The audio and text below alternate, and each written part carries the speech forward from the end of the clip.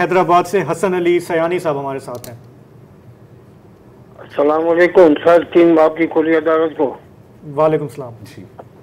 Sir मैं थोड़ा ये आज खवातीन का है तो ज़ाहिर है 50% तो खवातीन होगी, तो उस हवाले से बात करना चाहता हूँ कि जो चाइल्ड जो है उसके जो राइट है, बच्चों के हुकूक, उस अक़वाम मुत्तहिदा उसका आर्टिकल 31 है।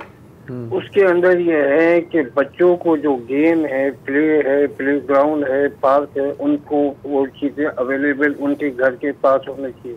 तो हर जगह ये प्लानिंग होती है तो, लेकिन होता क्या है वो कुछ टाइम के बाद वो जो प्ले है, जो पार्किंग है, वो पार्किंग में तब्दील हो जाती है। फिर वो पार्किंग के बाद 10-15 साल के बाद वो पार्किंग फिर प्लाजा बन जाता है। तो ये पी सब जो है माशाल्लाह कहाँ से कहाँ पहुँच जाए। और ये सबसे दुनिया में जो है चीप जो है एजुकेशन जो है, वो जो सोशल लर्निंग है वो इस प्लेग्राउंड से होती है। और दुनिया में आजकल जितने भी एजुकेशन सिस्टम है वो कामयाब तरीन जो मुल्क है, जापान है, फिनलैंड है, कोरिया वगैरह है, तो वहाँ बच्चों को तकरीबन 6 पीरियड तक तो खुला छोटे से खेल ही खेल में सारी चीजें सिखाई जाती है।